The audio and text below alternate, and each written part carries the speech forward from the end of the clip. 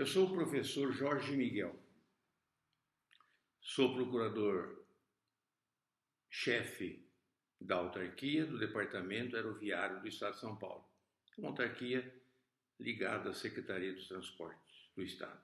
E sou professor aposentado de Direito Penal da Universidade Mackenzie, onde trabalhei longos anos da minha vida. E lá também me formei, e lá também fiz a pós-graduação. Eu resolvi ensinar, demonstrar e oferecer aos meus colegas advogados a proposição de Os-Lusíadas, fazer um estudo de Os-Lusíadas.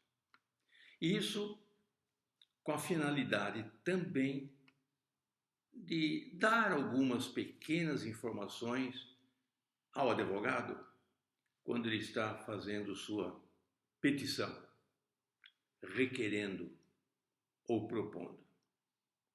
Então, dos Lusíadas de Camões, eu vou tirar alguns ensinamentos de redação jurídica.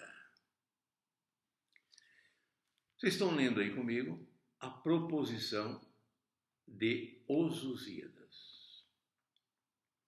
Camões começa Os Lusíadas assim, como vocês estão lendo comigo.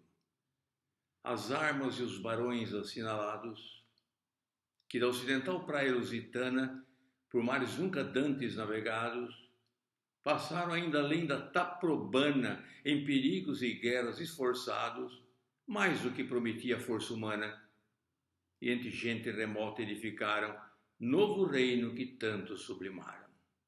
E também as memórias gloriosas daqueles reis que foram dilatando a fé, o império, e as terras viciosas de África e de Ásia andaram devastando, e aqueles que por obras valerosas se vão da lei da morte libertando. Cantando, espalharei por toda parte, se a tanto me ajudar o engenho e a arte. Essas são as duas estrofes, duas oitavas, com as quais Camões inicia Os Lusíadas. A vida de Camões é um pouco misteriosa. Documentos sobre a vida dele temos 3, ou forçando um pouquinho, 4. Temos mais ou menos por volta de 1500, quando ele foi preso por ter ferido Borges com a espada em sua orelha. Temos também um outro documento da libertação de Camões, jovem ainda, para lutar nas Índias, em troca de sua libertação. Temos também algumas vantagens escritas por D. João que ele obteve com Os Lusíadas de Camões. Temos também o dia da publicação de Os Lusíadas, por conseguinte a sua liberação para publicação, 1572. Sua morte, dia 10 de junho de 1580, é dedução. Seu corpo foi enterrado no cemitério de Santana e de longos tempos e vários séculos tentaram localizar o local. Mais ou menos por volta de 1860, um poeta Castilho, que foi membro de um conselho para essa decisão, depois de 3 ou 4 concílios fracassados, tiveram a solução: remover todos os corpos do cemitério de Santana e enterrá-los no mausoléu São Jerônimo, ali em Belém, que quem vai para Portugal faz visita obrigatória. Então, Camões, com restos mortais de todos enterrados no cemitério de Santana, repousa na igreja de São Jerônimo, em Portugal, ao lado de Fernando Pessoa e Vasco da Gama. Um detalhe: Portugal é o único país do mundo em que o Dia da Pátria, desde 10 de junho, é feriado nacional. Não é o dia de um valente guerreiro, nem de um rei, nem de um herói que foi buscar a liberdade através das armas. É o dia de um homem que escreveu poesia. Aliás, no mosteiro de São Jerônimo, poucos estão enterrados, entre eles 2 poetas, Fernando Pessoa e Camões, e Vasco da Gama. Os Lusíadas tratam da viagem que Vasco da Gama iniciou em julho de 1487, saindo de Belém, de Portugal, do Tejo, na confluência do oceano, descendo as costas africanas, contornando o Cabo da Boa Esperança, para descobrir e chegar até o caminho das Índias. Essa é a história dos Lusíadas. É a viagem. É a viagem para um pretexto: exaltar o povo português. O herói dos Lusíadas não é Vasco da Gama, é o povo português. É possível que no passado nós lemos os heróis Enéas, Ulisses. Aqui não. Aqui o herói nacional é o povo português.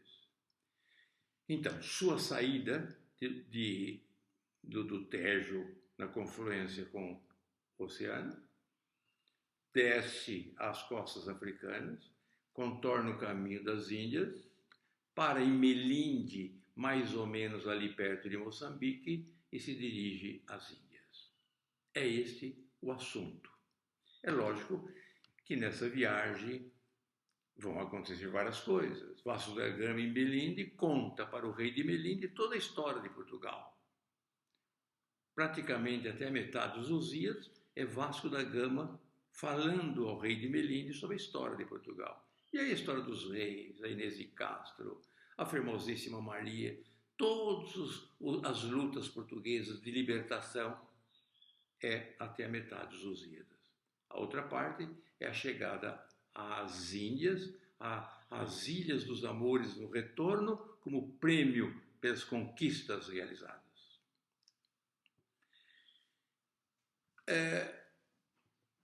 Está feita a leitura. Vamos nós entender o que é que está escrito. As armas e os barões assinalados. Armas, como metonímia, os feitos de guerra. Chama-se metonímia, o fenômeno da língua, quando eu uso uma palavra por outra com a qual está numa relação íntima. Ao invés de falar Minas Gerais, eu digo a terra do leite. Ou ao invés de falar o vinho, tomei um porto. Basta a relação íntima. Aquele sacerdote recebeu a batina no ano passado, ou sacerdócio. Fui a um baile e só encontrei paletó dançando, homem. Quer dizer, tudo aquilo que há relação íntima eu chamo de metonímia. Então, as armas, quer dizer, os feitos de guerra, e os barões. Que palavra é essa, barões? Barões é varão, com a ideia de macho, valente, viril. Barão, varão. A palavra varão vem do latim viris, de viril. Aliás, 2 palavras importantes correlacionadas, homem e varão. Quando se diz homem, pode-se dizer toda a humanidade. Por exemplo, o homem é mortal, ou Deus criou o homem. É lógico, pressupõe também as mulheres, as crianças e os velhos. Homem é a humanidade. Na Bíblia, em 75 lugares do texto, está escrito que Jesus Cristo é o filho do homem. Não é de José, porque não é filho. É filho da humanidade. A palavra, então, homem reservado ao sexo masculino no passado era essencialmente varão. E em Portugal, o feminino de varão é virago. No Brasil também. Mas lá tem uma pejoração um pouquinho Além, virago é a mulher que tem aspecto masculino. Então as armas e os varões, assinalados, marcados, com sinal na testa, sinal na cabeça, colocado pelo destino, pelos fados, assinalados. Caim matou Abel e foi assinalado na testa como assassino. No Novo Testamento, São João diz que quem tiver inteligência que calcule o nome da besta, porque o nome da besta é 666, assinalado no crânio. Vocês já assistiram alguns filmes em que o garoto, vindo por ordem do diabo, tem no crânio o número 666. O padre, quando batiza uma criança, pega o óleo santo e lhe passa na testa, assinala que daquele momento em diante ele é cristão e não pagão. As armas, os feitos de guerra, e os barões, os heróis, os valentes, assinalados, marcados para descobrir o mundo. Marcados para descobrir o mundo. Essa ideia de assinalados é a ideia de predestinados. Dizem que Dom Dinis, lá atrás, em 1300, já plantava eucaliptos e pinhais para as futuras construções dos navios. E Fernando Pessoa, num poema célebre, Deus quer, o homem sonha, a obra nasce. Deus quis que a terra toda fosse una, que o mar unisse, já não separasse. Criou Dom Afonso e Henrique, e eles foram desvendando o mundo. E a orla branca foi de ilha em continente, e clareou, e viu-se a terra toda de repente surgir redonda do azul profundo. Deus quer, o homem sonha, a obra nasce. Deus quis o quê? Que o mundo se unisse. Deus quer. O homem sonha. Quem sonhou? Portugal. E a obra nasce. Sonhou porque eles foram assinalados por Deus para descobrir o mundo. Quando o impossível tornar-se possível, só pode ser realizado por aqueles que sonharam. As armas e os barões assinalados. Que da ocidental praia lusitana, outra vez uma metonímia. Da ocidental praia lusitana, um pedaço pelo todo, Portugal, de Portugal, que da ocidental praia lusitana, metonímia. Eu posso usar a parte pelo todo como uma relação íntima. Bilac diz, asas tontas de luz cortando o firmamento, asas são os pássaros, a parte pelo todo. E tomar um café da manhã pode pressupor a manteiga, pode pressupor o pão e o leite, a parte pelo todo. Então, que da ocidental praia lusitana, por mares nunca dantes navegados. De fato, ninguém navegou estes mares e aqueles mares. Se na Grécia havia bons navegadores, não navegaram mais de 100 quilômetros. E Vasco da Gama, saindo de Portugal, indo para a Índia e retornando, ele fez mais de 20 mil quilômetros. Numa nave que tem teria o tamanho hoje de um caminhão um pouquinho grande. Esse é o tamanho de um barco, atravessando os mares em busca dos descobrimentos. Hoje, quando o astronauta vai à Lua, ou vai para o espaço, ele está numa segurança absoluta. Todos os técnicos que estão em seu apoio. Ele faz, como eu li, reunião com o filho lá na escola, reunião escolar, estando lá em cima no espaço. Ele está seguro? Estes saíam 100, 120 para uma navegação, voltava a metade deles e a outra metade da metade doentes e logo faleciam. Por mares nunca dantes navegados. Passaram ainda além da Taprobana. A Taprobana é a ilha do Ceilão. Se você abrir o mapa, localizar a Índia, lá embaixo no seu pé, a ilha de Taprobana. Por que Taprobana? Taprobana, para a Idade Média, era o fim do mundo. Ali chegariam os navios e cairiam num precipício. Era uma cachoeira imensa. A Taprobana mudou de nome. A ilha do Ceilão. E já mudou de nome. Sri Lanka, há 10 anos atrás, um país moderno. Passaram além da Taprobana, quer dizer, além do perigo que se imaginava, em perigos e guerras esforçados. Esforçados não é o perigo nem a guerra, são eles, as armas e os barões. Os homens que estão com as armas e os barões assinalados, esforçados. Mais do que prometia a força humana, até então. A força humana não chegara até lá. E entre gente remota edificaram novo reino que tanto sublimaram, que tanto engrandeceram, que tanto defenderam, que tanto se orgulharam. E também as memórias gloriosas daqueles reis que foram dilatando a fé. Reis que foram dilatando a fé, aumentando, dilatando, aumentando, expandindo a fé. Que fé? O cristianismo. Porque somos cristãos. Porque Portugal descobriu o Brasil, nos colonizou. Por isso somos cristãos. E também as memórias gloriosas daqueles reis que foram dilatando a fé. O império. Que império? Português.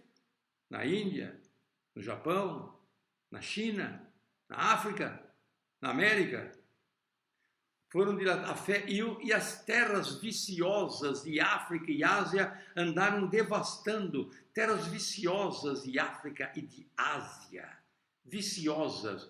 Viciosas porque há vícios. Segundo o autor, segundo o poeta, aqueles infiéis, talvez muçulmanos, que estavam no norte da África, no Oriente Médio e na própria Europa. Então, e também as memórias gloriosas daqueles reis que foram dilatando a fé, o império, as terras viciosas de África e Ásia andaram devastando, e aqueles que por obras valerosas se vão da lei da morte libertando. Heróis, libertam-se da lei da morte. Normalmente a morte traz o esquecimento. Bastam 2 gerações.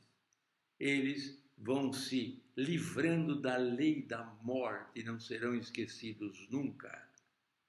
E cantando, espalharei por toda parte, se a tanto me ajudar, o engenho e a arte.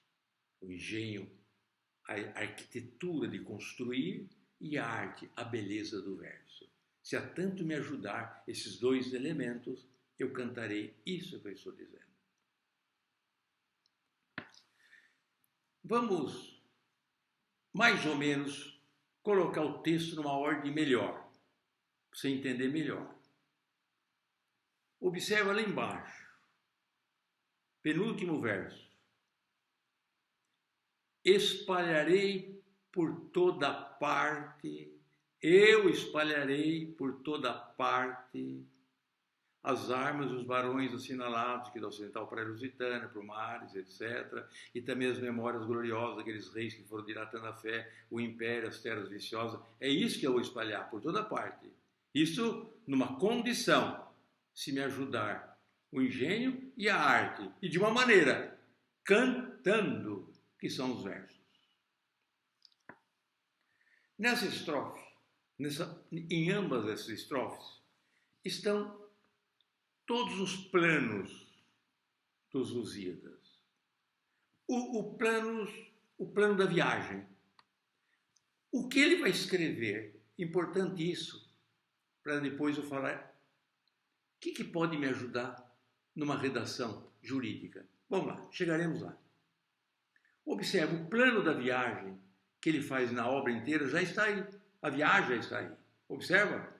As armas, os barões assinalados, que da ocidental para a lusitana, por mares nunca antes navegados, passaram além da Taprobana, em perigos e guerras forçados, mais do que prometia a força humana, é a viagem.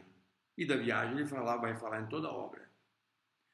Também está aí o plano da história de Portugal, que também faz parte de metade dos Lusíadas.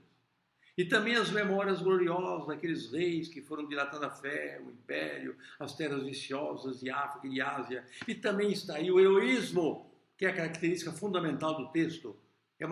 Os Lusíadas expressam a glória do povo português. Ali, e aqueles que por obras valerosas se vão da lei da morte libertando. O plano da viagem, o plano da história e o plano do heroísmo já estão nas duas primeiras estrofes. Tudo que ele vai cantar daqui para frente é isso que ele acaba de anunciar nas duas estrofes. A gente percebe nesse texto todas ou quase todas as características do Renascimento. Primeiro, a humanidade é uma característica do Renascimento. A humanidade é a valorização do ser humano. Um povo pode passar sua cultura ligando tudo a Deus, ao Criador, aos santos. De manhã à tarde e à noite, o nome de Deus na fala, no cumprimento, na despedida, e tudo que acontece é causa divina. Esse mundo é um mundo teocêntrico, como o mundo islâmico de hoje. Mas o mundo pode ter uma expressão humanista, como no Renascimento, ou como no século do arcadismo, do iluminismo, mais tarde. É quando o homem é o centro do universo. O homem é o centro do universo. Toda dimensão é humana. Nesse texto, e nos Lusíadas inteiros, poucas vezes, uma ou duas, pode se referir ao Deus cristão. Toda a linguagem dos Lusíadas é o Deus pagão, aquele que hoje sabemos que é fantasia. Por conseguinte, o ser humano é o foco de toda a sua dissertação. Observe o humanismo do texto. Armas, barões, passar além da Taprobana, as memórias gloriosas daqueles reis que foram dilatando o império. É problema de ser humano, não é de divindade. Então, o humanismo é uma característica fundamental dos Lusíadas e do Renascimento. O Renascimento é um período literário de 1450 a 1600, mais ou menos. Um século e meio, fenômeno que inicia na Itália e foi de uma grandiosidade expressiva nas artes todas, na literatura, na pintura, na escultura, nas artes todas. A universalidade. Quando Dante Alighieri escreveu a Divina Comédia, ele falou do céu, da terra, do céu, do inferno e do purgatório. Céu, inferno e purgatório. É o que se falava na Idade Média. E estávamos na Idade Média. No Renascimento não se fala mais de céu, nem de inferno, nem de purgatório. Fala-se da terra e do mar. A pintura é a terra e o mar. Mesmo a Mona Lisa está sobre uma paisagem, à frente de uma paisagem que revela a terra. E quando eu digo do mar, e as pinturas me trazem o mar, eu estou no movimento renascentista. O assunto de Os Lusíadas gira em torno de oceanos e mares. O formalismo é típica do Renascimento. O que é formalismo? Essas estrofes, esses versos que vocês estão vendo, todos eles têm uma prévia definição. Eles têm, primeiro, todas as estrofes têm 8 versos. E nós temos nos Lusíadas 1816 versos. 1816 versos, assim como se está vendo. Oitava real. Oitava real Porque a rima se faz assim, olha, a primeira com o terceiro verso, o terceiro com o quinto, e lá embaixo os dois sextos. O sexto com o oitavo. A segunda com a quarta e com a sexta. Então, olha, assinalados com navegados e esforçados. Lusitana com Taprobana e Humana edificaram com Sublimar. Essa posição é assim em todos os idos. Veja a segunda estrofe. Gloriosas, aviciosas e valerosas, dilatando, devastando e libertando. Parte e arte. Isso é fixo. Além do mais, cada verso tem 10 sílabas poéticas. Se vir meu dedo aqui cantando, as armas e os barões assinalar. Eu desprezo a última. 10. 10 com pausa na sexta. As armas e os barões assinalar. Sexta e décima. É música. E por conseguinte, nos 8.600 versos, nós temos essa mesma posição de sílaba em todos os versos comandados, em milhares de estrofes desse tipo. Quer pegar o segundo verso? Que da ocidental praia Lusitã, por mares nunca dantes navegar, passaram ainda além da Taprobã. Então, são versos chamados heróicos, com pausa na sexta e na décima. Os versos obedecem uma posição fixa, AB, AB, AB, CC. Se eu nominar A o primeiro e B o segundo, e C o último, AB, AB, AB, CC. Essa é a posição. E se isso vale para todos os versos do Renascimento, isso é o que? Formal. E por ser formal é o que? Racional. E por ser racional é o quê? É ideal. E por ser ideal é universal. Porque a beleza é a forma. Isso é Renascimento. O texto é racional. Ele não é emocional. A emoção está contida. O que ele está dizendo aí é a realidade. É diferente, por exemplo, de Gonçalves Dias, no romantismo. Minha terra tem palmeiras onde canto sabiá. Ele está lá em Portugal dizendo a terra aqui, dizendo o Brasil. Minha terra tem palmeiras onde canto sabiá. As aves que aqui em Portugal gorjeiam, não gorjeiam como lá no Maranhão. Isso é romantismo, é irrealidade, é fantasia. Mas o texto que você vê nos idos não há fantasia. A fantasia é invocar deuses mitológicos, mas a realidade é aquela que ele está descrevendo. Isso é o racionalismo do Renascimento. Se eu pudesse comparar o texto com a Idade Média, na Idade Média, eu tinha alguns pressupostos. Na Idade Média, era o teocentrismo. Agora eu vivo o antropocentrismo. Na Idade Média, o espiritualismo. Agora é o racionalismo. Fé, razão, religiosidade, cientificismo, cristianismo, paganismo, céu, terra e mar. O latim a serviço da fé. O latim a serviço da beleza estética. Sobreposição da vida à terrena, vida celeste à terrena, sobreposição da vida terrena à celeste. O Evangelho é modelo de vida. O modelo de vida é a natureza, são as terras e os mares. Vontade de salvação celestial na Idade Média. Vontade de glória e fama terrenas. Santos cristãos. Mitologia. Essas são as características de um texto renascentista.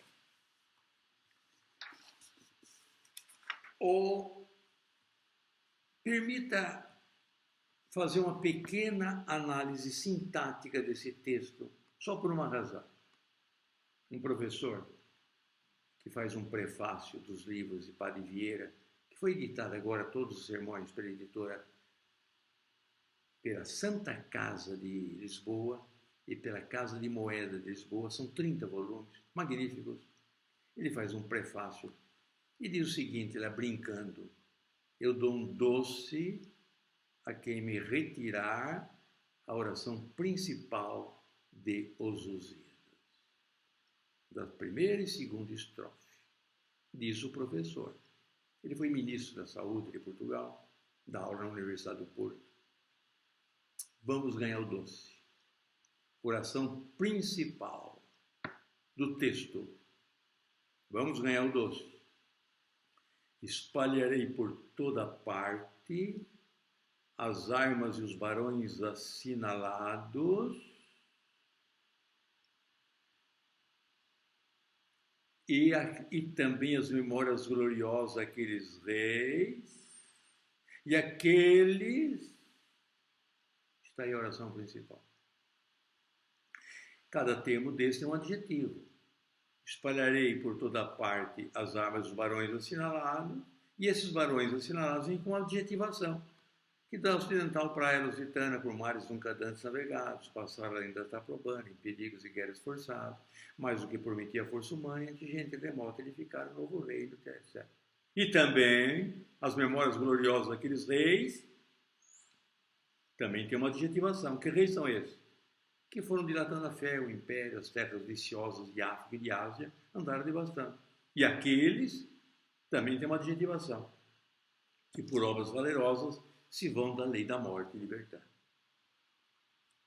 Cantando é um modo, uma oração conformativa. Se há tanto me ajudaram a engenhar arte, é a condição. Quais são? O que eu posso retirar desse texto que me dê também uma lição para minhas escritas jurídicas? Nós escrevemos quase um texto por dia, ou 2 ou 3 textos por dia. Qual é a lição que eu posso tirar desse texto? Olha, eu vou resumir no seguinte. Os clássicos, Padre Vieira, outro deles, Camões, Bernardes, ele, quando vai começar um texto, eu vou resumir o texto dele em 3 frases. Vê se dá para me seguir e decore essas 3 frases. Quando você tiver uma peça jurídica a fazer, decore o que eu vou falar. Diga o que você vai dizer. Então diga. Diga o que você disse. Vou repetir. Diga o que você vai dizer. Então diga. Diga o que você disse. Se você vai escrever um texto ao juiz, diga o que você vai dizer. No início. Não coloca nada antes desse início. Nada. Diga o que você quer. Diga o que você vai dizer naquele texto. Depois que disse, diga o que você disse. Explique. Desenvolva. Terminou? Volta ao início. Então diga o que você disse. Está feito o texto. Numa defesa jurídica, eu não preciso mais de 2 ou 3 páginas. Estou transmitindo a vocês a minha experiência de procurador. Só estou transmitindo. Não com a ideia de impor. Você deve, suponhamos, num concurso desses que há vários no país, houve a seguinte pergunta. Que um médico, num hospital em São Paulo, exigiu o pagamento do paciente antes de lhe dar a alta. E a alta não lhe era dada se não pagasse o que devia ao hospital e ao médico. E pergunta-se, então, se aquilo é um sequestro, é uma extorsão, ou é uma extorsão, ou é sequestro e cárcere privado, ou é exercício arbitrário das próprias razões.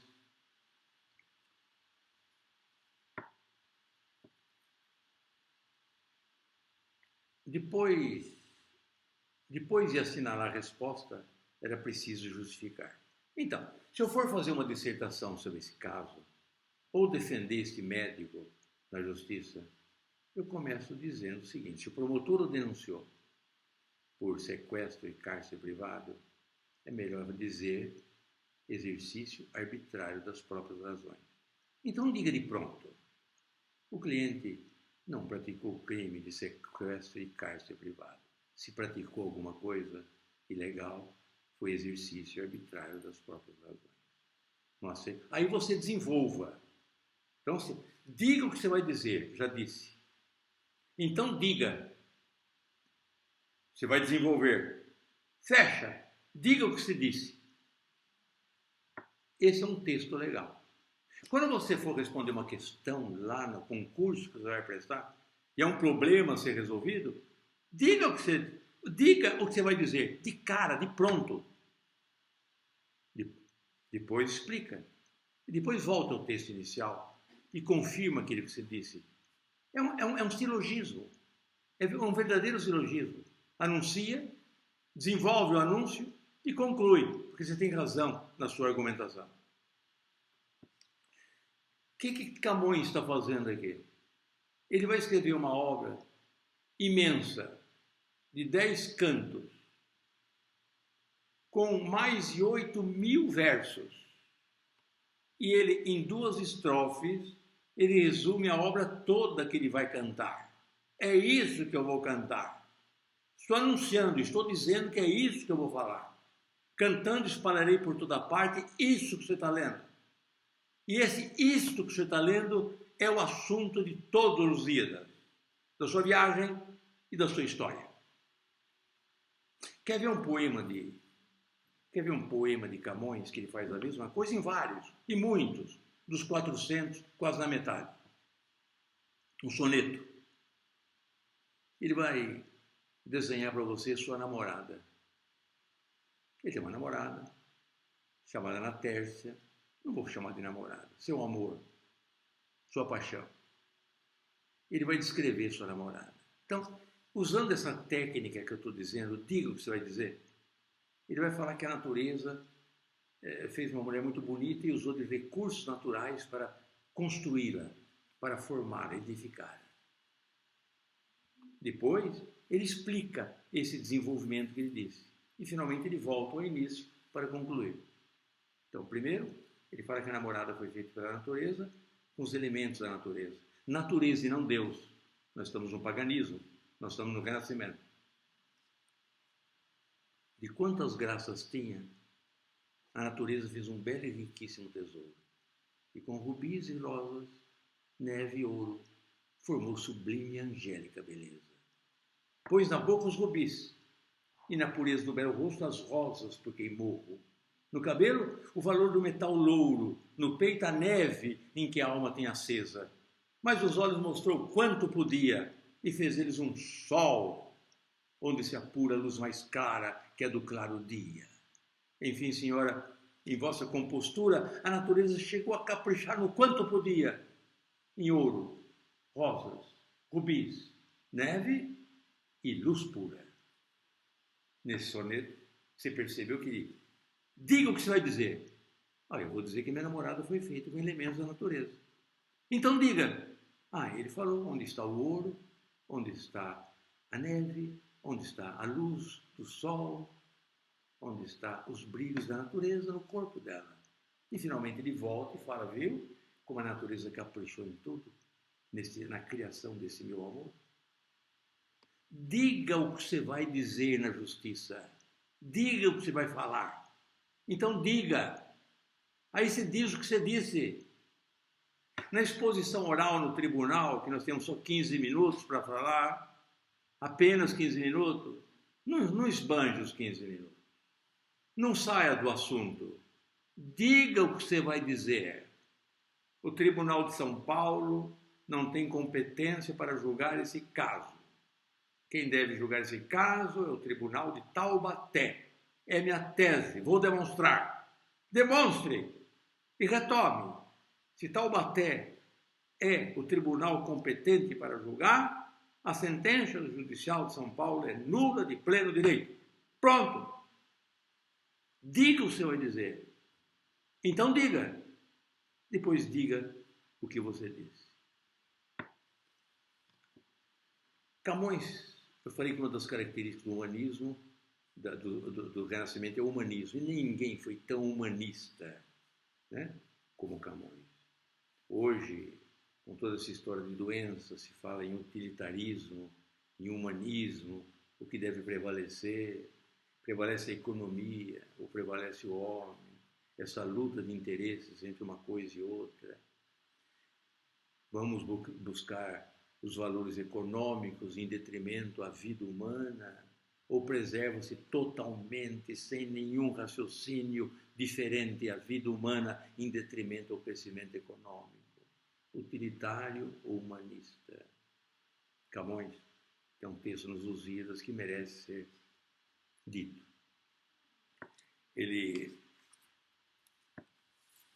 Camões retrata, escreve a Batalha de Ourique, que no século 1135